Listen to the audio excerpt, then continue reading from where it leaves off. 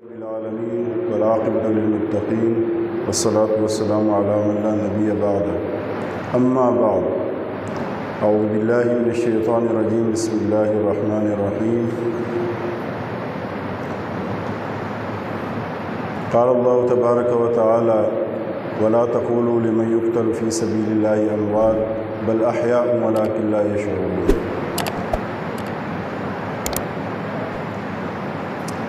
وقال النبی صلی اللہ علیہ وسلم ان الحسن والحسین ہما ریحانی فی الجنہ او کما قال۔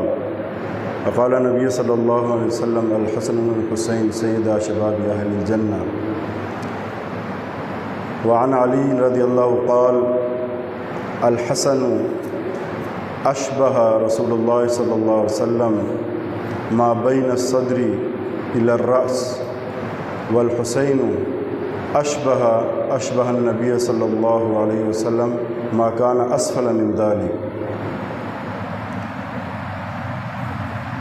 أو كما قال علیہ السلام۔ میرے محترم بھائیوں، قابل صد احترام بزرگوں، 2 محرم الحرام ہے۔ 18 ذی الحجہ کو شہادت عثمان کا واقعہ ہوا رضی اللہ تعالیٰ عنہ۔ 1 محرم الحرام سیدنا عمر فاروق رضی اللہ تعالیٰ عنہ کی شہادت کا واقعہ رونما ہوا، جو کہ پچھلا جمعہ میں اس پہ بات کر چکا ہوں۔ اب محرم کے دن، آج دوسرا محرم الحرام ہے، دوسرا دن ہے، تو 10 محرم الحرام کو ایک ایسا واقعہ رونما ہوا روئے زمین پر، ایک ایسا قضیہ ہوا، ایک ایسا سانحہ ہوا، ایک ایسا حادثہ ہوا کہ شاید کسی بھی نبی کے بارے میں کتابوں میں نہیں آتا، تاریخ میں یہ بات نہیں آتی کہ جن کی آل کو اس بے دردی سے صرف 50 سال گزرنے کے بعد، کہ جس نبی نے اتنی محنت کر کے ایک امت کو تیار کیا، ایک ریاست دی، ایک حکومت دی، ایک عزت دی قوم کو، اسی امت نے جو کلمہ پڑھنے والی ہے صرف 50 سال کے بعد اس نبی کے گھرانے کو جس بے دردی سے ذبح کر دیا، شہید کر دیا، اور کہیں بھی تاریخ کی کتابوں میں ایسی چیز نہیں ملتی۔ میں حیران ہوتا ہوں لوگوں پہ کہ ان محرم کے دنوں میں لوگ جب چھٹیاں ہوتی ہیں تو ٹور پہ نکل جاتے ہیں۔ عجب بات ہے، اتنا بڑا واقعہ ہوا، نبی کا گھرانہ ذبح کر دیا گیا، کیا یہ خوشی منانے کے دن ہوتے ہیں؟ باقی دن بھی تو بندہ جا سکتا ہے گرمیوں میں۔ تو حیران ہوتا ہوں یہ کیسی امت ہے جو اس کو خوشی کا ذریعہ بنا لیتی ہے۔ کیا حسن و حسین رضی اللہ عنہما کیا صرف اہل تشیع کے ہاں قابل قدر ہیں؟ کیا ہم جو مسلمان ہیں، کیا ہمیں نہیں خیال کرنا چاہیے؟ میں یہ نہیں کہتا کہ ہم خرافات میں پڑیں اور فضول رسومات میں، لیکن دل میں درد تو ہونا چاہیے نا جو ان کے ساتھ واقعہ ہوا ہے۔ لیکن ہم اتنے بے حس ہو چکے ہیں، اتنے مردہ دل ہو چکے ہیں کہ ان دنوں میں ٹور پہ اکثر پاکستان کے لوگ چلے جاتے ہیں، جہاں جہاں زیادہ خطرہ ہے بلکہ اکثر چلے جاتے ہیں۔ ہمارے ہاں بھی یہی ہے۔ بہرحال وقت تو تھوڑا ہوتا ہے، میں کچھ ان کے فضائل بتاتا ہوں ان دونوں کے۔ علی رضی اللہ عنہ نے فرمایا اشبہ رسول الحسین حسن اشبہ رسول اللہ صلی اللہ علیہ وسلم ما بین الصدر الی الراس۔ یہ جو میرا حسن بیٹا ہے نا، یہ نبی کریم صلی اللہ علیہ وسلم کے ساتھ اس کی جو مشابہت ہے وہ سر سے سینے تک ہے، یعنی حسن رضی اللہ تعالیٰ عنہ سر سے لے کر سینے تک، یہاں تک نبی کریم صلی اللہ علیہ وسلم کے بہت زیادہ مشابہ ہیں۔ والحسین अशबह नबी सल्लल्लाहु अलैहि वसल्लम मा कान असफल मिन दालिक, और हज़रत हुसैन सीने से लेकर नीचे जितना धड़ है, पाँव मुबारक और जान, पेट और नाक, यहाँ आप सल्लल्लाहु अलैहि वसल्लम के मुशाबे हैं। यानी हज़रत हसन सर से लेकर सीने तक हुजूर के मुशाबे हैं, और हज़रत हुसैन सीने से लेकर बाकी नीचे जितना हिस्सा है यहाँ तक आप सल्लल्लाहु अलैहि वसल्लम के मुशाबे हैं। याला बिन आमिर रज़ियल्लाहु ताला अन्हु फरमाते हैं कि मैं आप सल्लल्लाहु अलैहि वसल्लम के साथ था, कुछ और भी सहाबा थे, हम दावत पे जा रहे थे, नबी करीम सल्लल्लाहु अलैहि वसल्लम की किसी ने दावत की तो हम उस दावत में जा रहे थे। तो जब आप सल्लल्लाहु अलैहि वसल्लम गुज़रे तो रास्ते में हज़रत हसन जो है वो हज़रत हुसैन खेल रहे थे बच्चों के साथ। तो आप सल्लल्लाहु अलैहि वसल्लम जैसे बच्चों से मोहब्बत होती है, एक फितरती चीज़ है, फितरती अमर है, तो आप सल्लल्लाहु अलैहि वसल्लम उनको पकड़ने के लिए दौड़े, तो वो यूँ भाग रहे हैं, यूँ अपने आप को चुका रहे हैं। आखिरकार नबी करीम सल्लल्लाहु अलैहि वसल्लम ने पकड़ ही लिया।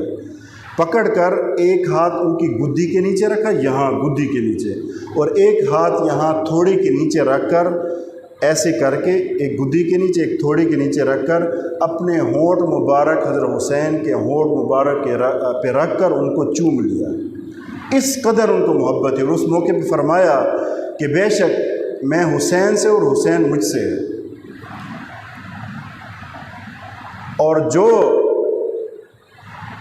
हुसैन से मोहब्बत रखता है कि गोया वो मुझसे मोहब्बत रखता है।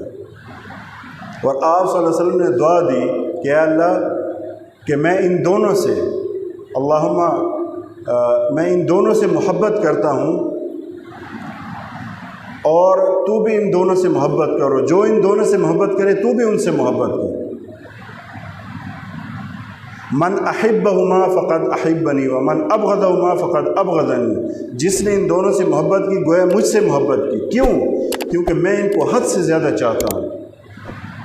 आप सल्लल्लाहु अलैहि वसल्लम की अपनी औलाद तो थी नहीं, कासिम इब्राहीम वो बचपन में फ़ौत हो गए, तो अब आप सल्लल्लाहु अलैहि वसल्लम अपनी औलाद की, अपने इनके वो तो थे, आप सल्लल्लाहु अलैहि वसल्लम इनके नाना हैं, नवासे तो हैं इनके, लेकिन अपने बेटों की तरह उनको चाहते थे।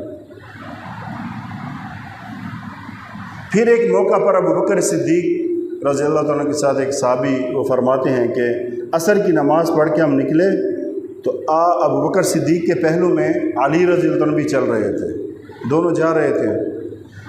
तो रास्ते में हज़रत हसन मिले, उन्होंने उठाया अबू बकर सिद्दीक़ ने और अपने कंधों पे बिठाया, फरमाया कि मेरे माँ बाप आप पर फ़िदा हों, कुर्बान हों, कि आप अली के मुशाबे नहीं हैं बल्कि आप नबी करीम सल्लल्लाहु अलैहि वसल्लम के मुशाबे हैं। तो अली रज़ियल्लाहु ताला अन्हु मुस्करा दिए, इस बात पे मुस्कराए। तो नबी करीम सल्लल्लाहु अलैहि वसल्लम इंतहा दर्जे की इससे मोहब्बत फरमाते। अब आप लोग बताएं, अच्छा हुजूर ने फरमाया हुमा रैहानिया फिल जन्ना, ये दोनों जन्नत के फूल हैं, जन्नत के फूल हैं, पाकीज़ा हस्तियाँ हैं, और मैं हद से ज़्यादा इससे इनसे मोहब्बत करता हूँ। और अल हसन वल हुसैन सैयदा शबाबी अहलिल जन्ना, और ये दोनों जन्नत के नौजवानों के सरदार हैं। अब जहाँ नबी के होंठ जिन बच्चों के होंठों पे लगे हों तो उनका क्या मकाम होगा, क्या मर्तबा होगा। हुआ क्या इनके साथ हुआ क्या फिर? अच्छा, मैं अभी सोच रहा था, बल्कि पहले भी तारीख़ जब भी मुताला करता हूँ, मैं कहता हूँ कितने बदनसीब और कितने ही बदबख्त, कमीने, रज़ील, खसीस, जानवर टाइप के लोग थे जो इनके मुकाबले में आए। एक को जहर दिया गया हज़रत हसन को, और हज़रत हुसैन को करबला में इस बेदर्दी से शहीद किया गया कि बाज़ रिवायात में ये भी आता है कि लाशों पे घोड़े दौड़ाए गए, उनकी कोल्हे की और कमर की और पसलियाँ सारी टूट गई, रेज़ा रेज़ा हो गई। घोड़ों का वज़न कितना होता है, नीचे लोहे के सुम होते हैं, जब उनको बार बार दौड़ाया जाए तो क्या हाल होगा उन लाशों का, ये भी रिवायात में आता है। तो इसलिए इंसान अल्लाह से दुआ करे कि अल्लाह मुझे बदबख्त न बनाना कभी, अल्लाह मुझे नेक बख्त बना, खुश बख्त बना, खुश नसीब बना, मुझे बदबख्ती से महफूज फरमा, शकावत से महफूज फरमा। बात क्या थी जिन्होंने हिस्सा लिया قتل حسین میں ان کو شہید کرنے کے لیے۔ اب مختصر بتاتا ہوں، زیادہ وقت تو نہیں ہے، کہ حضرت حسین نے انکار کیوں کیا یزید کی بیعت سے۔ وہ ان کو اہل نہیں سمجھتے تھے کہ تو اہل ہے ہی نہیں اس چیز کا، اور میں حق سے پیچھے نہیں ہوں گا، اور وہ بضد تھے کہ نہیں تمام میری بیعت کریں تاکہ میری بیعت سے کوئی بھی باہر نہ ہو۔ انہوں نے کہا آپ اس کے اہل ہے ہی نہیں کہ آپ تمام مسلمانوں کے امین بن جائیں، ان کے بڑے بن جائیں، آپ کے اندر اہلیت ہی نہیں ہے۔ اس کے مقابل اور بھی تھے، عبداللہ بن عباس تھے، عبداللہ ابن عمر تھے، ابن زبیر تھے، اور حسین ابن علی رضی اللہ تعالیٰ عنہم، یہ سب کے سب اہل تھے۔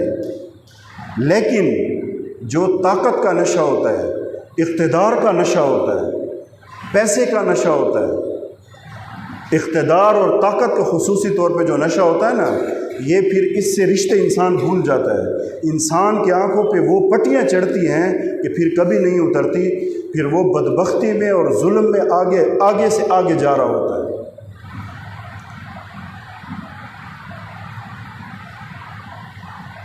پھر کیا ہوا؟ اچھا، پھر آپ صلی اللہ علیہ وسلم فرمائے میرا جو بیٹا حسن ہے نا، یہ مسلمانوں کے 2 گروہوں میں صلح کرائے گا۔ وہ بات ہوئی، حضرت معاویہ حضرت حسن کے درمیان صلح ہوئی، اور مسلمانوں کے جو قتل قتال آپس میں ہو رہا تھا وہ رک گیا۔ اور حضرت علی رضی اللہ عنہ بھی ان کو وصیت کی تھی کہ بیٹا، جب ان کو شہید کیا گیا، ابن ملجم نے ان کو جو خنجر مارا، ان کو جب وار کیا سر پہ، تو انہوں نے کہا بیٹا معاویہ کے حق میں دستبردار ہو جانا، کیونکہ اگر نہ ہوئے تو پھر مسلمانوں کے سر حنظل کے پھل کی طرح درخت سے کٹ کر کے، جیسے وہ حنظل کا پھل گرتا ہے نا نیچے، ایسے ان کے مونڈوں سے، ان کے کاندھوں سے سر گریں گے، یعنی قتل عام ہوگا بہت زیادہ۔ تو انہوں نے جو ہے نا وہ صلح کر لی۔ اب پھر جب امیر معاویہ رضی اللہ عنہ بھی دنیا سے چلے گئے رضی اللہ تعالیٰ عنہ، تو ان کا بیٹا جب آیا، یہاں مسئلہ خراب ہوا۔ اب ان کا بیٹا اس اہل نہیں ہے، اور حضرت حسین کہہ رہے ہیں میں کیسے بیعت کروں، میں تو نہیں کر سکتا۔ ادھر سے کوفہ کے لوگوں کے خط آ رہے تھے، بار بار خطوط آ رہے تھے، جی آپ یہاں تشریف لائیں۔ اچھا، ان کا جب قاصد آیا نا یزید کا، مدینہ میں یہ تھے حضرت حسین رضی اللہ عنہ، جب ان کا قاصد آیا تو انہوں نے کہا اچھا میں بعد میں جواب دوں گا۔ تو یہ وہاں سے رات ہی رات سفر کر کے مکہ آ گئے۔ مکہ میں عبداللہ ابن زبیر کی حکومت تھی، یہاں آ گئے۔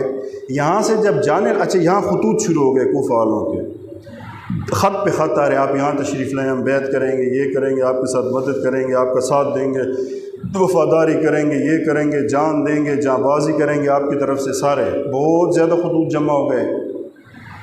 عبداللہ ابن عباس جو ان کا کزن ہے، چچا زاد بھائی ہے، اس نے کہا اے چچا کے بیٹے، کوفہ والوں نے پہلے بھی غداری کی ہے، پہلے بھی منافقت کی ہے، آپ کے باپ کے ساتھ بھی، علی کے ساتھ بھی، آپ کے بھائی کے ساتھ بھی۔ میرا یہ مشورہ ہے کہ آپ کوفہ نہ جائیں، آپ یہاں مکہ میں ٹھہریں۔ لیکن مسلسل خطوط آ رہے ہیں، مسلسل خطوط آ رہے ہیں۔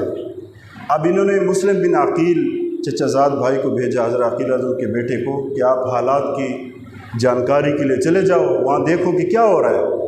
جب وہ گئے تو واقعی ایسے تھا، اس وقت دباؤ نہیں تھا، ابن زیاد ابھی نہیں آیا تھا کوفہ میں، تو بہت زیادہ لوگ تھے، ہزاروں میں تھے جن نے کہا ہم بیعت کے لیے تیار ہیں۔ تو مسلم بن عقیل کی طرف اس زمانے میں یہ تو تھا نہیں کہ 1 منٹ میں میسج کرو اور پہنچ جائے کہ بھئی حالات اب کیسے ہیں، خط بھیجا، وہ آیا ان کے پاس کہ جی حالات بڑے بہتر ہیں، آپ آ جائیں یہاں پہ۔ اب یہ جب روانہ ہو رہے تھے تو ابن عباس نے رو کر کہا اے چچا کے بیٹے مت جاؤ، پہلے تو جا بھی رہو تو عورتوں کو نہ لے جاؤ ساتھ۔ لیکن گھرانہ تھا، چل پڑے۔ جب ایک مقام پر پہنچے تو وہاں پتہ چلا کہ حالات بالکل بدل گئے ہیں، کیونکہ راستے میں جاتے جاتے دن لگتے تھے، گھوڑے کی سواری، عورتیں بھی، کبھی اونٹ کبھی گھوڑے، آہستہ آہستہ قافلہ جاتا تھا، رکتے رکتے رکتے جب وہاں پہنچے تو حالات بالکل پلٹا کھایا ہوا تھا۔ مختصر، انتہائی اختصار کے ساتھ بتا رہا ہوں، کیونکہ آگے ابن سعد اور شمر ان کی فوجیں کھڑی تھیں، کہ بڑے حیران ہوئے۔ اب انہوں نے ایک مطالبہ کیا، انہوں نے کہا اچھا یہ ایک بات ہے، آپ یہ کرو کہ یا تو مجھے یزید کے پاس جانے دو شام، تاکہ ان کے ہمارے درمیان کوئی بات آ جائے، کوئی فیصلہ ہو جائے خیر کا، یا مجھے سرحدوں کی طرف نکلنے دو تاکہ میں جہاد کر لوں، یا مجھے واپس مکہ جانے دو۔ تو ابن سعد ان کے دل میں آئی، لیکن بس شیطان ہے، جو میں نے جو خلاصہ نکالا نا سارا، حکومت کا لالچ، پیسے سونے چاندی کا لالچ، سونے کا لالچ، اس میں سارے کھڑے تھے۔ پیچھے سے آرڈر آیا کہ نہیں ان کو نہیں جانے دینا۔ بہرحال وہ جاتے جاتے کربلا کے میدان میں، گرمی، وہ گرم علاقہ ہے، صحرا کا، کرب و بلا، کربلا، کرب و بلا، تکلیف اور مصیبت کی جگہ، ایک صحرا ہے۔ پھر جو ان پہ ظلم ٹوٹے نا، ان کے لیے بہت بڑا جگرہ اور سینہ چاہیے اس کو بیان کرنے کے لیے کہ یہ واحد نبی کی اولاد ہے، یہ واحد نبی کی نسل ہے کہ نبی کے جانے کے 50 سال بعد جو سامنے کھڑے ہیں قاتل کی شکل میں، وہ بھی کلمہ گو ہیں، وہ بھی کلمہ پڑھنے والے ہیں، اللہ پر ایمان رکھنے والے ہیں، قیامت پر ایمان رکھنے والے ہیں، قبلے کے سامنے سر جھکاتے ہیں، قبلے کی طرح منہ کر کے نماز پڑھتے ہیں۔ لیکن یہاں دشمنی جو بنی، جو جتنا میں نے خلاصہ نکالا، لالچ، عہدہ، ہمیں بڑا عہدہ ملے، لالچ۔ کچھ ایسے بھی تھے جو آگے نہیں آنا چاہتے تھے مقابلے میں کہ ہاں یہ بدبختی ہمارے سر نہ آئے۔ تو بہرحال جب وہاں گئے، حالات بد سے بدتر ہوتے گئے، محرم کے دن گزرتے گئے، 1 2 3 4 5۔ تو جب 10واں دن آیا نا، تو ایک روایت میں ہے کہ پانی بھی بند کر دیا گیا۔ تو گرمی کی شدت تھی، بچے بل بلا رہے تھے، رو رہے تھے۔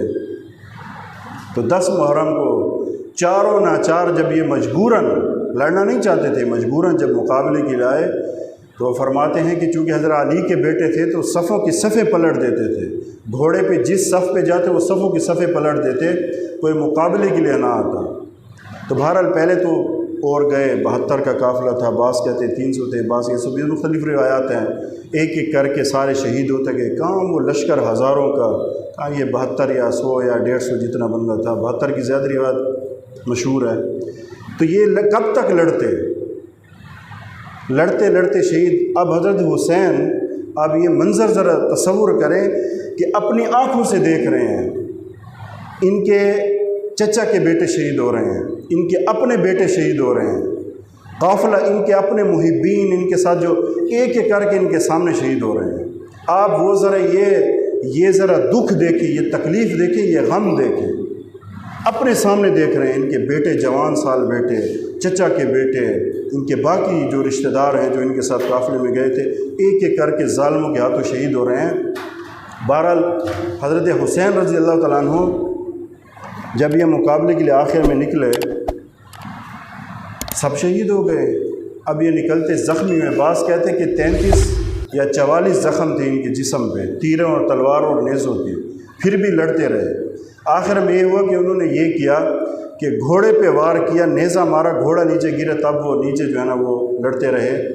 تو اب یہ لشکر، ان میں تھوڑا بہت تو وہ سمجھ بوجھ تھی نا لشکر میں، کوئی آگے نہیں ہوتا تھا کہ یہ نواسہ رسول ہے، لیکن شمر ذی الجوشن اس کے ساتھ 6-7 بندے تھے، انہوں نے حملہ کیا، زخمی تو پہلے سے تھے، تو ایک بندے نے ان کے ہاتھ پہ وار کیا تو ہاتھ کٹ گیا، تو انہوں نے تلوار، ایک دایاں ہاتھ کٹ گیا تو تلوار لی، وہ بھی زخمی تھا، نہ چلا سکے۔ تو سنان بن انس نخعی، یہ وہ بدبخت انسان کہ جس نے نیزہ پیچھے سے مارا تو نیزہ آر پار ہو گیا، جو ہی نیزہ نکالا تو حسین حضرت کی روح بھی ساتھ پرواز کر گئی۔ اس سے پہلے ایک بات بتاتا ہوں، ایک سلمہ ہیں، وہ سلمہ رضی، یہ بھی سلمہ ہے جو راویہ ہیں اس بات کی کہ میں سلمہ آپ صلی اللہ علیہ وسلم کی جو بیوی ہیں ان کے پاس گئی تو وہ رو رہی ہیں، آنکھوں سے آنسو جاری ہیں۔ میں نے کہا آپ کیوں رو رہی ہیں؟ بھائی اب کی کس چیز نے آپ کو رلایا؟ تو نے کہا میں نے خواب دیکھا ہے، نبی کریم صلی اللہ علیہ وسلم کو دیکھا کہ ان کی داڑھی اور بال وہ گرد آلود ہیں، ان پہ گرد پڑی ہوئی ہے، مٹی ہے۔ تو میں نے پوچھا یا رسول اللہ آپ کے حال کیوں ایسا ہو گیا، کیا بات ہے، کیا پریشانی ہے؟ فرمایا کہ میں ابھی مقتل گاہ میں کھڑا تھا اور دیکھ رہا تھا کہ کس بے دردی سے میرے حسین کو شہید کر دیا گیا، کس بے دردی سے ظالموں نے اس کو شہید کیا۔ تو یہ کہیں تاریخ میں نہیں ملتا کسی نبی کے اولاد کے ساتھ بھی کہ 50 سال کے بعد جس نبی نے اتنے زیادہ ان کے احسانات ہیں، اتنے زیادہ احسانات ہیں، کلمہ دیا، نماز دی، دین دیا، ایمان دیا، عزت دی، حکومت دی، پوری دنیا میں جو ہے نا کسی شمار و قطار میں نہیں تھی، سب کچھ دیا، لیکن 50 سال گزرنے کے بعد اسی کی امت نے، وہی کلمہ پڑھنے والے، اللہ پر ایمان رکھنے والے، قبلے کی طرف منہ کر کے نماز پڑھنے والے، سب کچھ وہی، لیکن اپنے نبی کے نواسے سے جس بے دردی سے، اور جو کرنے والے تھے وہ میں کافی تحقیق کی، وہ بڑے جاہل قسم کے لوگ تھے، لالچی، سونے اور چاندی کا لالچ۔ اس لیے کہتے ہیں نا کہ دنیا کی محبت اندھا کر دیتی ہے۔ حب الدنیا رأس کل خطیہ، دنیا کی محبت ہر خطا کی جڑ ہے، ہر خطا کی۔ جب دنیا کی محبت دماغ پہ چڑھ جائے اور دل پہ چھا جائے اور آنکھوں پہ پٹی پڑ جائے، انسان اپنے رشتوں کو نہیں دیکھتا، نہ حلال حرام کو دیکھتا ہے، کوئی سرحد، کوئی رولز، کوئی ضوابط، کوئی کچھ بھی نہیں ہوتا اس کے سامنے، کہتا ہے پیسہ جہاں سے بھی آئے۔ اب یہ جانوروں سے بھی بدتر ہو جاتا ہے۔ تو یہ واقعہ ہوا، پھر جب ان کو شہید کیا گیا تھا، ایک روایت کے مطابق گھوڑے دوڑائے گئے، پھر ان کا سر کاٹا گیا، اور جتنی ان کے ساتھ عورتیں ہیں ان کو ایسی شکل میں لے گئے جیسے قیدی ہوتے ہیں، تو کوفے میں پھرایا گیا ان کو، ان کے سر کو منادی کرا دی گئی، یعنی اس حساب سے یہ تھا کہ یہ باغی تھا، امیر المومنین جو یزید ہے اس کے خلاف باغی تھا۔ تو میں تھا کہ یہ جو کلنک کا ٹیکہ ہے، یہ کلنک کا ٹیکہ ہے اس کے ماتھے پہ یزید کے، اور جتنے لوگ بھی ان کے ساتھ تھے، دیکھیں نا، یہ بات واضح ہے کہ اگر جب ان کا سر یزید کے پاس گیا تو وہ بادشاہ تھا، بے شک اگر اس نے حکم نہ دیا ہو، لیکن جو سر لے کر گئے تھے قصاصاً سب کا سر اڑانا چاہیے تھا، سب کے ساتھ ایسے کرنا چاہیے، کسی کے ساتھ بھی کی، صرف یہ کہا کہ بھئی میں ناخوش ہوں، تم نے یہ کام اچھا نہیں کیا، انعام نہیں دیا، اور وہ چلے گئے۔ یہ کون سا فیصلہ؟ تم بادشاہ ہو، عورت تھوڑی ہو کہ تم نے چوڑیاں پہنی ہوئی ہیں کہ بھئی ایسے نہیں ہو سکتا، تمہارے تو ایک ابرو کے اشارے پہ سب کچھ ہو سکتا ہے، ایک اشارے پہ، صرف اتنا کہا ہو میں نے تو یہ حکم نہیں دیا تھا، تم نے اپنی طرف سے یہ کیا، اور ان کو انعام وغیرہ شمر۔ اچھا، ابن زیاد کے پاس جب لے گئے تو یہ وہ بد نصیب، وہ بدبخت انسان ہے جس نے چھڑی منہ پہ مار رہا تھا، ایسے یوں ساتھ گستاخیاں بھی کر رہا تھا ہونٹوں پہ۔ ایک اس وقت صحابی موجود تھا، اس نے کہا بدبخت، یہ ایک روایت میں ابن زیاد کے بارے میں آتا ہے، یزید کے بارے میں بھی آتا ہے، تو اس نے کہا اے بدبخت انسان، انہی آنکھوں سے میں نے ان ہونٹوں کو نبی کے ہونٹ لگتے ہوئے دیکھا ہے، میں اس وقت موجود تھا جب نبی کے ہونٹ ان ہونٹوں پہ مس ہوئے، اور کئی بار میں نے دیکھا ہے اس میں، تو بدبخت ان ہونٹوں پہ چھڑی مار رہا ہے۔ تو پھر اس نے کیا کہا، اگر تیرے بڑھاپے کا خیال نہ ہو تو تیری گردن اڑا دیتا۔ اس لیے کہتے ہیں نا جب بدبختی زیادہ ہوتی ہے تو پھر یہی کام ہوتا ہے۔ تو اس امت کے لعین ترین، مردود ترین، بدبخت قسم کے بے ضمیر لوگوں نے یہ کام کیا کہ نواسے رسول کو اس بے دردی سے شہید کیا، ایک مرد کو بھی نہیں چھوڑا، صرف علی بن حسین زین العابدین جن کو کہتے ہیں وہ بچے، ان سے نسل سادات کی آگے چلی، ایک مرد بھی کوئی بھی نہیں چھوڑا، سب کو شہید کیا، چھوٹے بچوں کو شہید کیا۔